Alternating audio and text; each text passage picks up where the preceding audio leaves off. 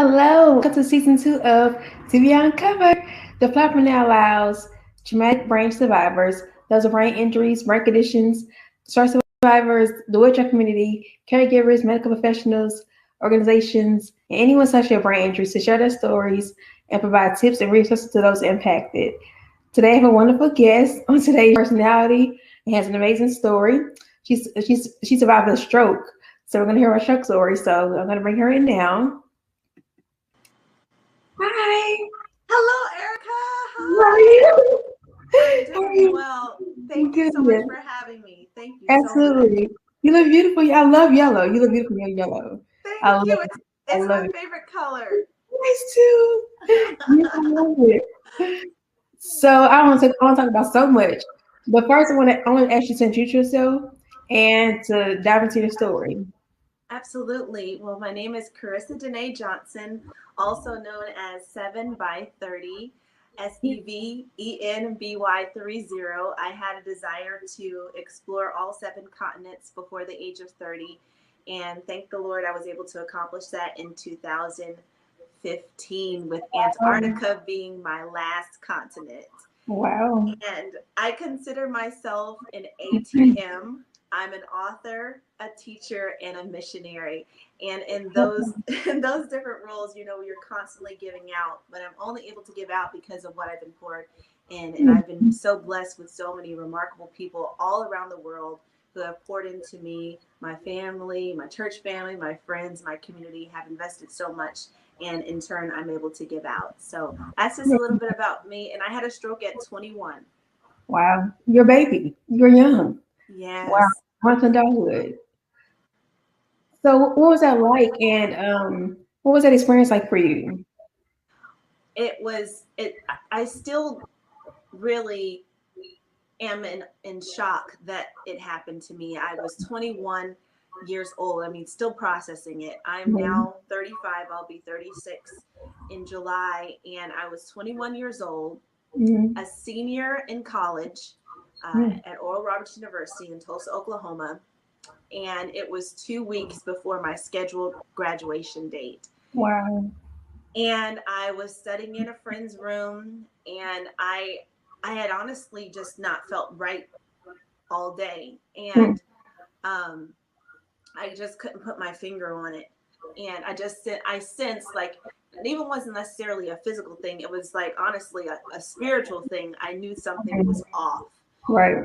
And so to be in my friend's room studying, I felt something that was off. And so I called her. She was out with some friends. I called her on her phone, and as I started to speak, I realized that my speech was slurred. And Mhm. I was saying to her, I think that something's wrong, but it was very slow.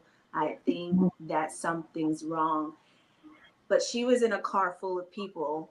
And Right. so she was like, okay, I'll talk to you later. Bye. She couldn't Yeah. understand what I was saying. I'm like, I can hear no. you. So Hmm. my apartment, I was a head resident advisor on campus. My Okay. apartment was and the dorm was all the way on the other side of campus. So I'm like, all right, I don't know what's wrong, but that was not right. What I just Mhm. heard. So I'm like, let me just get my things. I gathered my things. I walked up across campus, and like while I'm walking, people are like, and I don't yeah, like, are you okay? Yeah. Now I don't, huh? I was saying, yeah, like, look at you, like, what's wrong with you? Yeah. And Hmm. so, I don't have a mirror as I'm walking, but when I got Hmm. to my dorm, I knew I just knew. I was like, something is wrong. So I Yeah. went and I looked in the mirror, and at that point my mouth had pulled to the right. Mm. So I knew that I needed to go get help, and I just went down to another RA's room, and she opened the door, and she saw that my mouth had been pulled to the side. And my speech by then, I don't even remember all that I was able to say at that point, but she called for the ambulance, and by the time that they got there, the whole right side Hmm. was not working.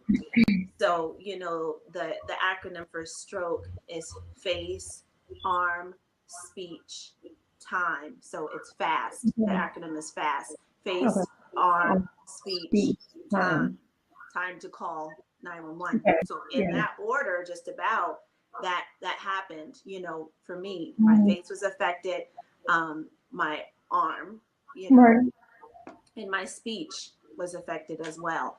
And it was surely time. And so it over the course of several weeks and really months, it took me, time to really get back to where I was, even down to, losing the ability to lift a fork. Like I remember it taking all of the strength in my being to try to raise, a pencil or to pick up a fork. I remember I had gone for an MRI and another MRI or CAT scan during the first week that it happened. And I had been improving some with my walking, and I wasn't dragging my leg as much. Okay. And my aunt was there in Tulsa with me. And I remember going to the ER and telling her I wanted to try to sign my name, basically, trying to communicate that to her. And Right. I remember grabbing, and it still brings me to tears to this day, grabbing the pen and going to sign, and I just tipped over. Oh. I just fell over. The wires were all still so crossed, that my system I just collapsed. And so, it was humiliating, to lose what is your sense of normalcy. It was beyond humbling, to lose all that and not have what's been your norm all this time. Yeah. I think, with traumatic brain injuries, that I went through counseling, to try just processing, and I'm still processing now. But to go back to that point where I signed, tried to sign my name, what I learned from that is that at least I was making efforts to improve. At least I was making efforts to heal. And that happened again with me trying to raise my spoon to have some soup. Again, but that you have to be patient. As someone who's still on the healing journey, I'm still on the healing journey. I've learned to be patient with myself and to celebrate the small wins. Yeah. And even with my speech, I'm a singer. And so I heard from someone who knew about stroke survivors. They said, with your speech, if you sing, that brings the right brain and the left brain together, and that can help heal your speech. Now, that doesn't work for everyone, obviously. Everybody, I'm very adamant about everybody is different. Absolutely. Every single body is different. So what works for one person may not work for everyone. But for me, I remember just singing, and when I would sing, I wouldn't stutter, because I got to a point with this stroke where it wasn't just the slurred speech; it was this just constant stuttering. And I mean, I had a mild stutter when I was younger, but I had really been big on speaking. I competed in speech and everything, and was an award-winning speaker. So to be stripped of your speech is like, what? I can't talk. I can't say my name without stuttering. But I started to sing. I started singing, and that helped to mend my speech. And it was a slow process. And man, it really broke me when you know exactly what you want to say, but you can't get the words out. So frustrated. Man, Yes. you can relate. I went through 4 months of not talking, not being able to talk. So absolutely, so frustrating. At least you could get some kind of sound out. I couldn't get anything out, like nothing. No, but you could think it, right? I definitely think it, but can convey it, couldn't pronounce it. So frustrating. Yes, and patience. Patience. Taking me to where I am now. I've dealt with pain nerve pain. I've seen neurologists, neurosurgeons, been diagnosed with hemiplegic migraines, where you know, sometimes that affects the vision. So I'll have like lightning flashing, or you know, aura type migraines. Wow. Or even now, my face sometimes will pull to the side, so I'll have facial spasms. Wow. And then the right side sometimes will become numb.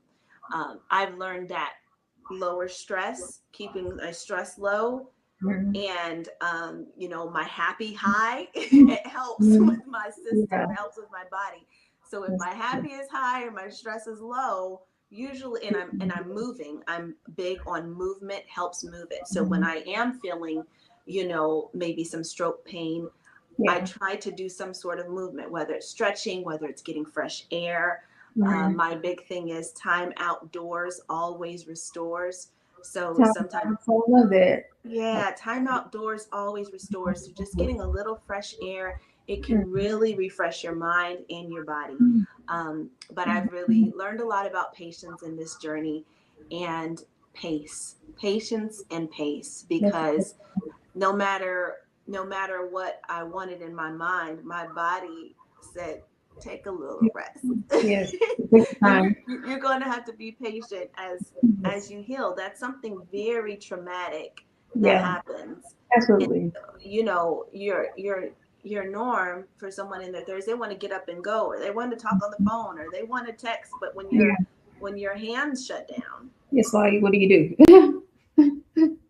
when your mouth doesn't work anymore, and your speech is done, you know, like having my mouth stuck here, man, it was scary.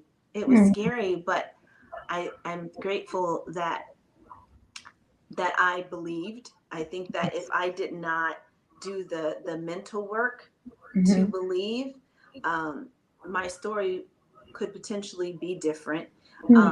But for me, it was a lot of mental work to say I can, and you know, literally putting my left hand over my right hand to practice writing.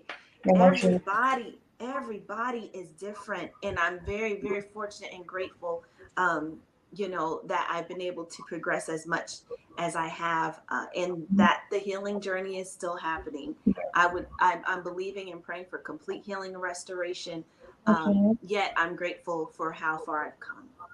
So did you have speech therapy? Did you have any other type of therapy, like occupational therapy, or it was Like just speech therapy? physical therapy, and just independent. Okay. Yeah, So you that was. you didn't have speech therapy? No, I didn't have any official speech therapy. Not that I can recall, because honestly, some of it is a bit fuzzy. I know I Okay. went to different specialists, but I didn't. No, I didn't end up having any speech therapy. Just Okay. really on my own. That was the big thing, and then just some physical therapy. That was about it. Okay. That's interesting. I know when I was in speech therapy, they would teach you to humming helps too as well. Oh, wow. And it's kind of what you're saying about singing, because they get that tune going on, whatever. So they kind of goes in line with it. So it's all speech therapy with speech therapy. Because I'm like, let me have speech therapy. Because I'm like, because I know it's humming helps as well. Because you get your throat muscles your throat muscles going again, things like that. So Oh my goodness. that's my speech therapy for me. It gets those muscles going, and yeah, Wow. No, I didn't know that. yeah, I was just told about the singing aspect. yeah. But that's what helped me, thankfully. Because when I first started talking to you, it just came like out of nowhere. I was literally with my mom watching TV. Remember One Sixth Park? We were watching One Sixth Yeah. Park. We were watching that, and you know, a video came on, and I remember hearing the song. I'm like, oh, I was thinking like, oh, I remember this song, and so I started humming it. My mom looked at me and was like, "Are you talking?" I'm like, "Am I?" Like, I didn't think I was. I'm just humming, and so she said, "Say hi, mom." I'm like, "Hi, mom." Like it was very like weird, but I was like, "Hi, mom," and it just came back like that, you know, just you know, out the guy just blessed my voice again, like brought it back. So Gosh. yeah, so it That was like, what? Like, oh my god, like for 4 months, Karissa, 4 months of no talking to just out of nowhere, just talking again. So yeah, Ooh, you'll make yeah, me cry. that's amazing. I can't imagine that. I know this is your interview interviewing me, Yeah, but how in the world was it hearing your first word, being able to say your first word? I didn't think about it like that. I didn't think about anything because I didn't even know what happened. I didn't know anything. So I'm like, it just was there. I didn't even think like, oh, what happened to me? What even? I didn't think anything. I was there. I just was existing. So but yeah, it was wonderful. I'm like, why did I get so excited? Like, 'cause I could think in my mind, I could think in my mind, but I just couldn't get the words out. Then when I started talking, I was like, oh, okay, this is it's cool. Like, it's cool, but I didn't think anything of it. Like it was just like a normal thing. So Wow. yeah, Thank the yeah, Lord. yes. God gets glory for all of that. Um, Hmm. it's amazing, and you just tell me your experience is just like I'm sure it could have been frustrating as well. Because I think I suffered stroke on my right side, but my face and thing that wasn't affected. Just my arm was affected, and my leg. Wow. So yeah, my face was not affected at all. So yeah, that's I'm like, wow, it's so different. Like everybody's different. Everybody's body is different. So It is. It yeah, is. it's amazing how the body works. Yeah, I remember like, being in the ER and they were, saying press your foot forward, Hmm. with so the left side, no problem, Hmm. but the right side, Yeah. I just was like, I'm Yeah. This. thinking like, I don't usually have to think this. Mm-hmm. And it wouldn't, and raise your arm, no problem with the Like this. left, Like. but like it just, again, brings you to tears. Like, because Yeah. there's so much that you take for granted. Yeah. Um, there's so much, that we take for granted. Absolutely. Our speech, our activity of our limbs. You grow up saying that, but Mm-hmm. until your activity of your limbs It's are not affected. functioning, Mm-hmm. you don't know how mentally you will even process it. Yes. And um, when I have those times where I'm having nerve pain or my hand sometimes, and it's just the right side Mm-hmm. still, um, that'll have like numbness or nerve pain. It's just like Yeah. I just want it to function. Yeah. I just want it to work how it was designed. But Mm-hmm. again, I'm learning patience Okay. and pace. Mm-hmm. Um, Patience, pace, and prayer. Honestly, because Okay. That's it. that Yes. that's what that's what it takes. You can't rush healing, no matter if it's emotional or physical. You can't rush Mm-hmm. it. And I'm once again, I'm grateful for where I've come and where I am now. And where you going? Or you still going? Where I'm So going and it's where just I'm not. going. We're not done. You're not done. You're still mending. So we're not That's doing it. right. We're not That's there yet. right. That's Yes, right. it's the potter's wheel. That's So what's right. the most gratifying goal you've achieved thus far? Say that one more time. What's the most gratifying goal you've achieved thus far? I would say accomplishing the goal of visiting all 7 continents before the Hmm. age of 30. I because that served as my victory lap. Mhm. When I was afflicted in 2007 with the stroke, I was a senior Mhm. in college. Mhm. 2 weeks before my scheduled graduation date, it took me 4 extra years to Mhm. finish my Mhm. degree. Wow. A senior in college. 2 weeks. Wow. 2 weeks before graduation, I Wow. did not graduate. Wow. It took me 4 years to repeat classes, Mhm. starting and stopping, dropping in, dropping out, Mhm. and pausing, taking time to heal. I mean, it was a journey.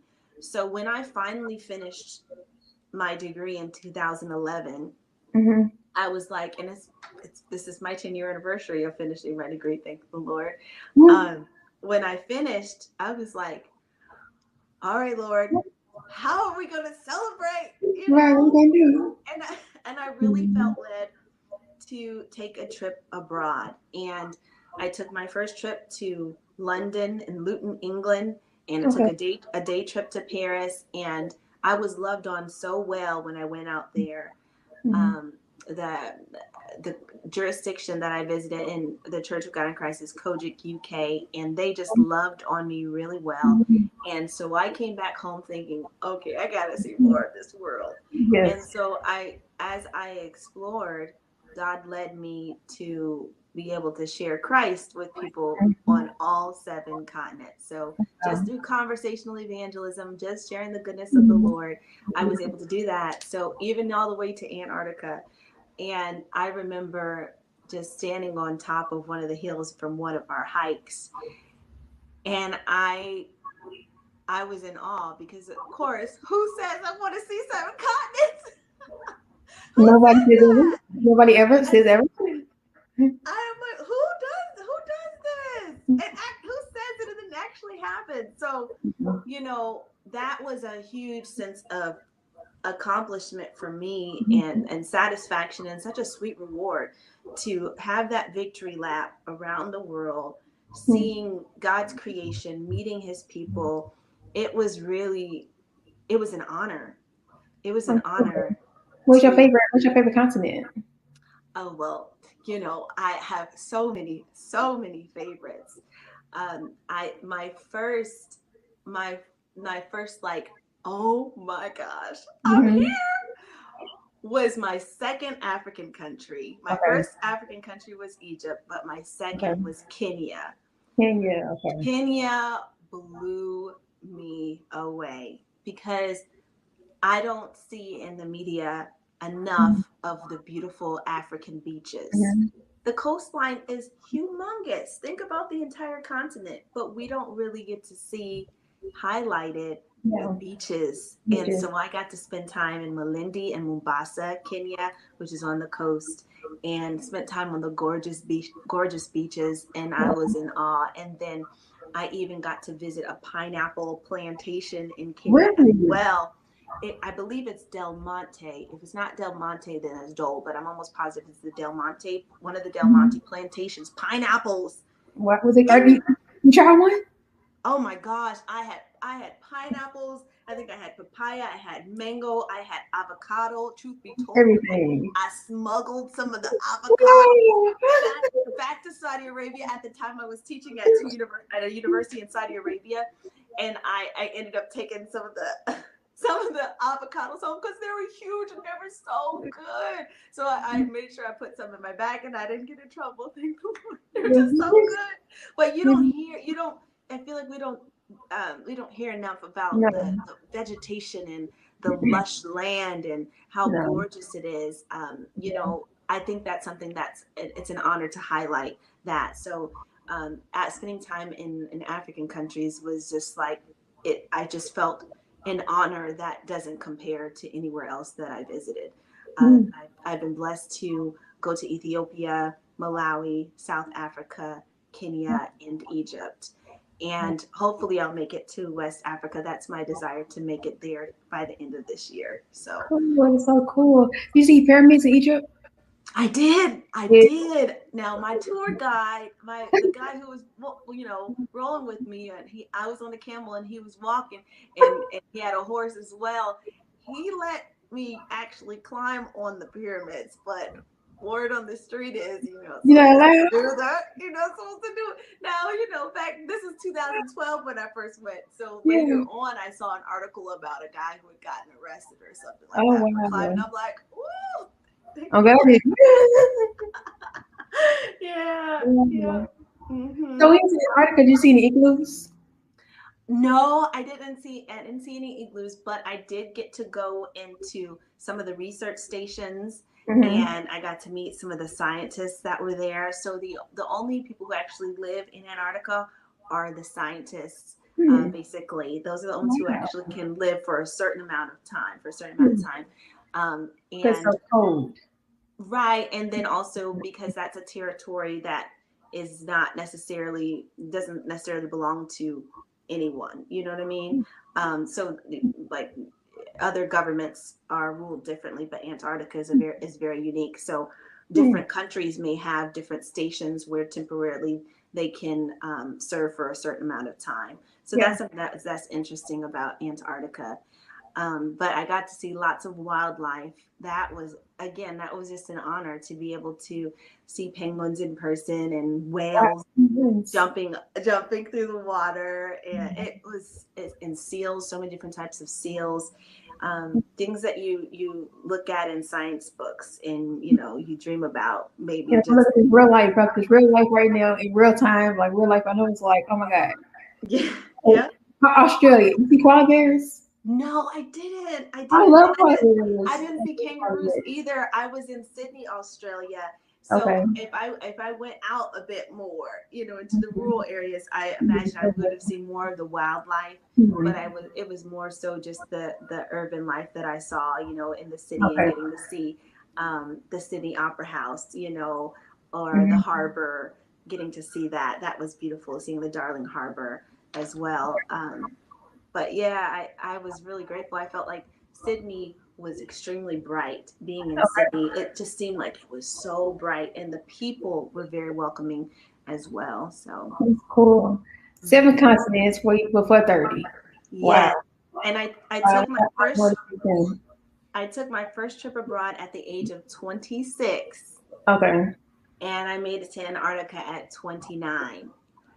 Right before 30. Okay. And Wow. I taught in China. I was blessed to teach in China for a year and a half. I taught at two universities in Saudi Arabia, the first being the largest women's university in the world, which is Princess Noor University. The Okay. university is so massive that it has a monorail, like a train on campus that goes around. Really? Yes, yes.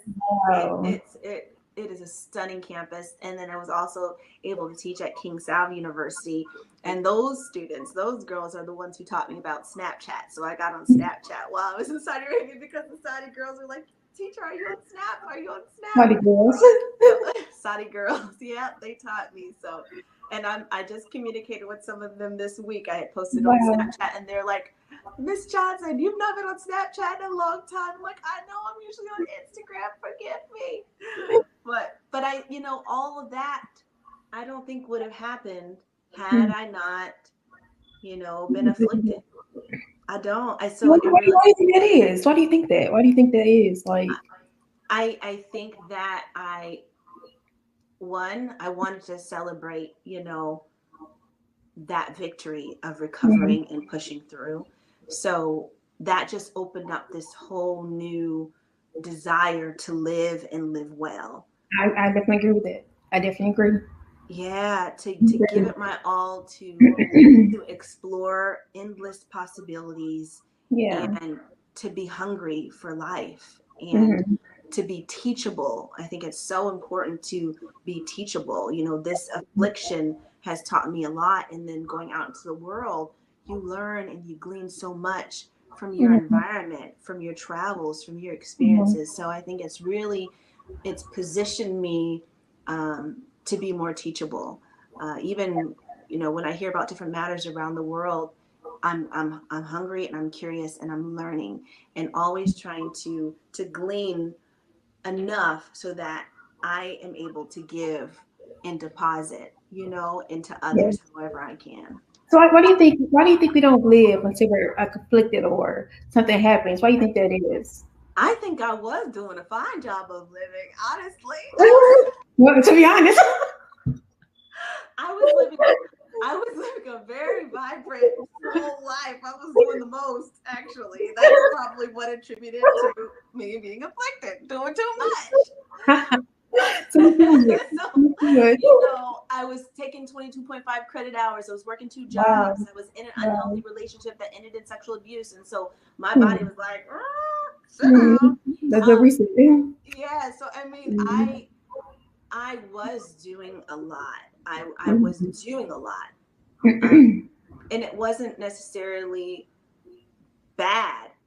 Mm-hmm. It just perhaps wasn't timed well. That's Okay. what I talked about, pace. I remember my dad at one point, um, he called me my senior year, just a few weeks before graduation, and he said, "Karissa, Mm-hmm. I just want you to know, I know you have a lot on your plate. If you don't finish, that's okay. If you need Okay. a, if you need a withdrawal from some classes or whatever, that's okay." And I was like, "No, I can do it. 22.5 credit hours is almost a double load." So that was my warning, and unfortunately, I didn't take that wisdom to Mm. pace myself properly. So sometimes we live a little, do a little bit too much, Too much. and Yeah. we need to We scale back and live a see, little. and Yeah. yeah, scale back and say, okay, am I doing this? All that I'm doing, is it for applause? Mm-hmm. Or am I doing this for a greater cause? Okay. As we're making our choices to show up, to share, what is our motive?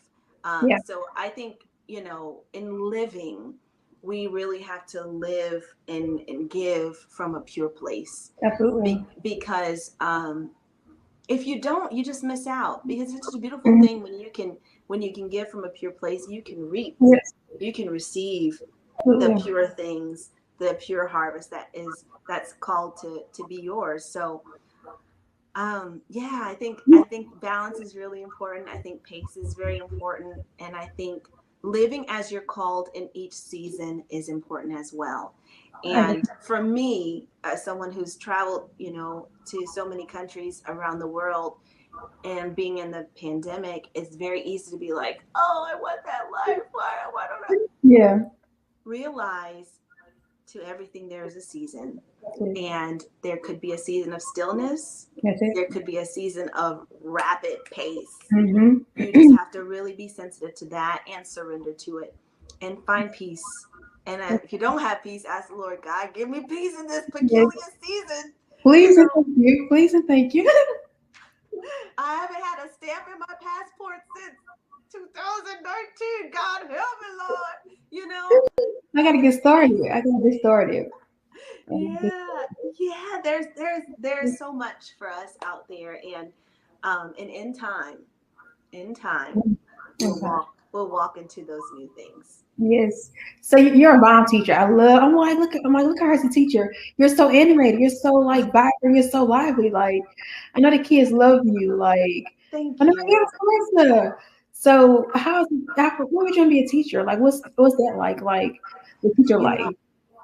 I started off as a special education major, and Okay. with a concentration in teaching English as a second language. Well, my Mm-hmm. senior year, I changed my major. Who changes their major their senior year? See, doing too much.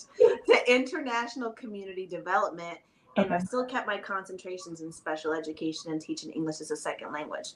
So I knew that I loved the look on Hmm. students' faces when they got it. That, I'm telling you, that gives me so much joy when teaching, especially teaching new material, when they Mhm. connect, if it's math, if it's science, Mhm. whatever it is.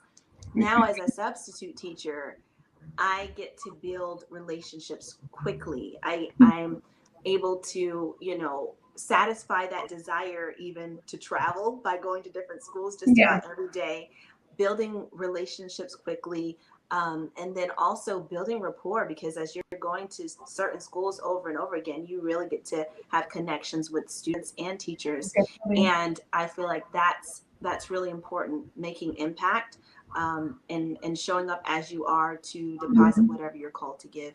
And so I love seeing students grow, whether they're a kindergartner or whether they're a Mhm. senior, taking a Spanish class, and they're like, oh no, I understand what that is. I love seeing them grow. And then also I just love, the feedback that I've gotten, that they feel seen. I think it's very Yeah. easy, just to go in your normal routines, daily, as teachers carry so much, I'm sure. Yeah. so Absolutely. much. I have Absolutely. I have friends who, are traditional classroom teachers, and I Mhm. have some friends who are substitute teachers. But what I'm telling you, I talked to one of my best friends yesterday, who teaches English to high school, and I'm like, girl, how do you do it? Because it's easy for a substitute teacher to walk in and be like, hi everyone, Right. and that's one day, and then you Yeah. leave. That's You don't it. have any homework. You don't have the Mhm. relationships with the parents.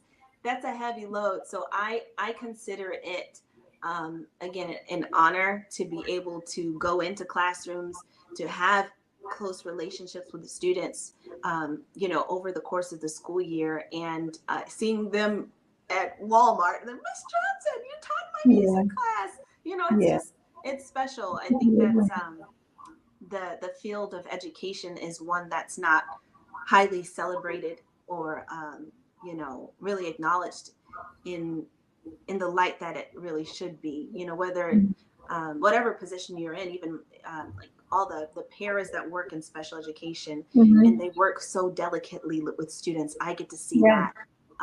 There's no way that our children would blossom if it were not for our paras, and if it were not for our teachers and our administrators. They all play such an important role. But I don't know, I just really felt led to shout out the paras, because they don't really always get a lot of love, but they work so hard.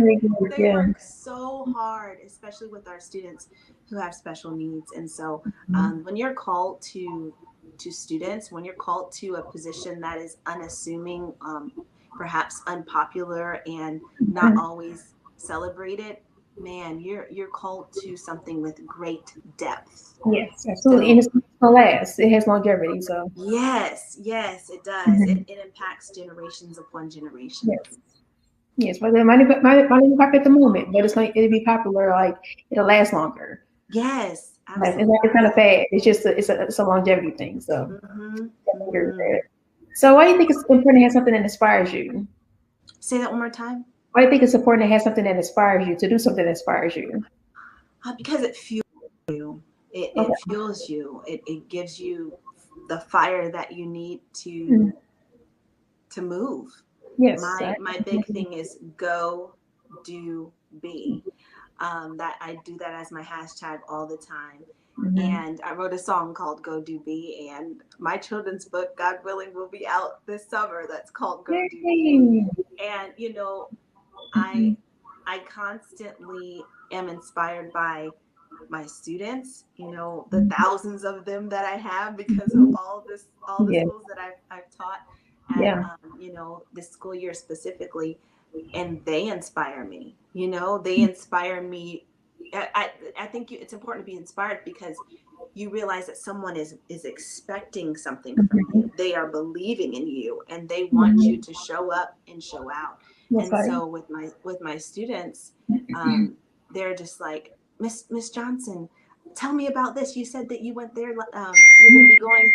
You were going to be going to this country. How was it? Tell me about that.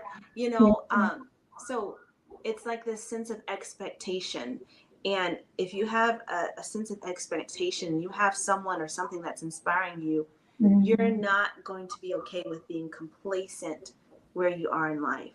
You're going to constantly be challenged to grow, to stretch, and to propel yourself forward, to launch out into the deep. And I think that it's really important to be surrounded by people who inspire you. And my goodness, don't small people, little people inspire you? Because they're like, can you open this? Oh, thank you. Or can you draw this for me? Wow. So it's just like, you mean something to someone. And when you mean something to someone, you sit up straight and tall, and you speak clearly and loudly, and you try to bring your best. So I think it's really important to have people around you that inspire you, because it fuels you for more. It fuels you to go further. I love that. So go do be. What is you said in one of your videos? What does that mean exactly? Go. Okay, go. So my lyrics for my song are: go into everywhere that you must go. Go and do everything that you must do. Go and be everything that you must be. That is why we are singing Go Do Be. And that's my anthem. Go into everywhere. Everyone's called to somewhere different, someplace different, many places. Go and do everything that you must do. Everyone's called to do different things. Go and be everything that you must be. And that really highlights all the textures and layers of who we are. You're not just called to be one thing. There's so much that's inside of you. So that's why I always hashtag Go Do Be. It's all tied up in that. I was thinking like, God do. I'm like, wait a minute. I'm like this. Oh, God do. I'm like, wait a minute. It's not God, just God. I'm like, it's broken down. So I'm like, oh, I get it now. Yes. Go Do Be. Go Do Be. So I got it now. So what else do you look forward to doing besides writing a book? Anything else in the works for you? Well, this was one of the things my students made me do. One of my students, I was subbing for English, or maybe it was a time when it was definitely at the high school. But I was just sharing up. They're like, "You're a performer," because when you see me when I'm on my Instagram stories, Yes. They're like, "You're a performer. Have you ever thought of performing on a stage?" And I'm like, "Yeah, I love Broadway. That's a dream of mine." So I have applied for Hamilton, the Broadway production Hamilton. Really? Yes, I submitted my application, my video, my resume, all of that. I haven't heard back. Hamilton, but Hamilton?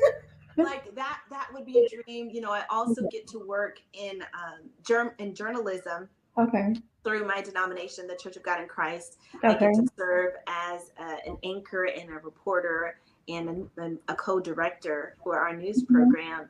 And so it's been a blessing to be able to use my skills of speaking, to reach the masses. So I'm interested in journalism opportunities. I'm looking into that. I'm really open to anything that aligns with my purpose and with my calling with I love GoToBe. Yeah. Yes. Thank you. What so we gotta talk about this. Your thing with driving.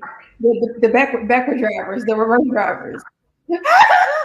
Oh no. I laugh. I'm like, oh my God, like what's your thing with reverse driving?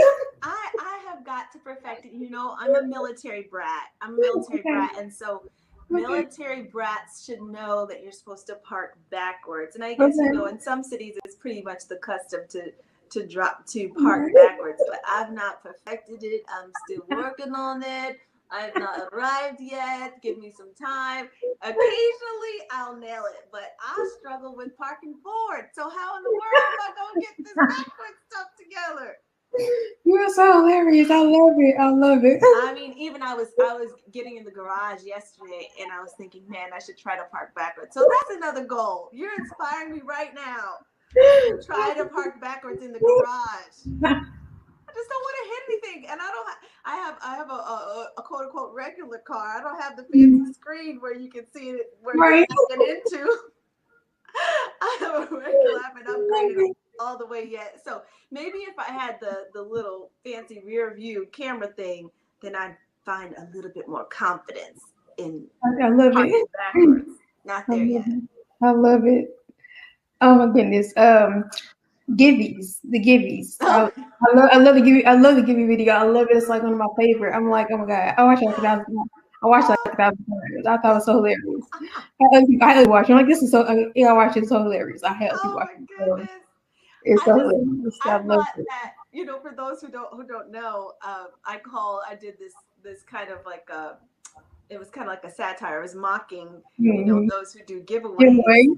And I was like, we're going to do a givey. I called it a givey. And even this guy in India thought it was so funny because, I don't know, I was like, we're doing a givey. And, when people do giveaways, they have all of these requirements. All these rules, yes. I'm telling you, they'll be like, tag 16 of your friends and write an essay. Share to your stories and all kind of stuff. Share it to your story, share it to your profile, tag 16 people. I'm like, y'all are doing too much. So I had to mock, I had to kind of to joke a little bit about that.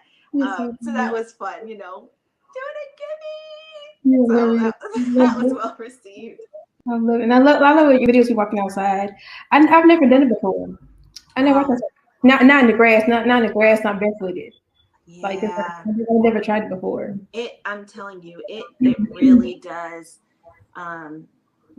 really kind of calm me in the morning. If I had a bad dream or woke up in a bad mood or I just want to be refreshed. I'm able to go outside every morning. Wow. Mm-hmm. Every morning, and if I miss a morning, it's not a good thing. So that's very rare for me to miss a morning. Now I was out of town in Dallas for 5 days, and I was in a hotel, so I didn't have my grass that I have out here. This is just cement outside, so I did go I did go 5 days, and some of my friends on Instagram were like, where's the morning refreshing? We want to see you walking in the grass, because it's calming. And this morning it was pouring rain. It was pouring rain, and I haven't had a raining morning refreshing in a long time. A rainy morning refreshing, but it was beautiful. Just to go out and they call it grounding. I call it refreshing. You're having the time to be refreshed. Yes. And there are a lot of health benefits that I've learned, that I'm still learning about walking barefoot outdoors. Apparently there's a lot of health benefits to it. Yeah, so they're very holistic. Holistic practice is to walk barefoot if you can. Get some part of the earth in your hands or in your feet somehow. It is. I mean, I've taken time outside just to touch plants and things like that, and it's beautiful. It's beautiful to connect with nature. Wow. So, what words of encouragement would you give someone who went through something you've been through? What words of encouragement would you tell somebody who's been through your situation or just overcoming it or going through it now? Would you tell someone? Be patient and have faith. Stay hopeful. Okay. Be patient, have faith, stay hopeful, and if you can, document your journey. Take time to write things out. Today, I am mad that I can't XYZ, or today I can finally blah, blah, blah. I love that. It's a good thing to be able to reflect and see your process and your progress. So I say, be patient with yourself, have faith, be hopeful, and document your journey. Celebrate the small wins, celebrate your small victories, and know that greater is coming. Yeah, a lot of times we get caught up in comparing ourselves. Oh, she's so further along than me. Oh, they're further along, not knowing that your journey is your journey. It is. Yeah. It's so important not to compare, because you could see someone else and think, well, they fully recovered and I'm still suffering. That's not fair. Or the other opposite end, where, man, I'm not suffering like they're suffering. It's not a place where you should be comparing. You should celebrate your journey and encourage others along the way. So I've been approached by many stroke survivors, or even friends or family of stroke survivors who have said, hey, can you tell me some of the things that worked for you? My mother had a stroke, or my friend is going through, right now because of a stroke. And I'm able to offer my experience and my story. But ultimately, it's like, be patient, have faith.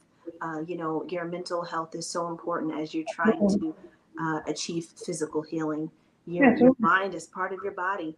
And so you have to make sure that your mind is in a place where you believe and where you're hopeful and you have faith. Absolutely. I definitely agree with that. And I thank you for this interview. Make sure you follow Karissa on Instagram. Your Instagram at 7 by 30. The number 7 spelled out SEVEN by 30. I thank you, Karissa, so much for this, just taking your time out to talk to me, and I've had fun. I'll give you, sorry, never give it from you, but I wish I had a givey. Thank you so much. It was an honor. Thank you, Erica. Thank you for participating. Thank you all for watching TBI Uncovered 2, Season 2. I'm signing out, Erica Renee.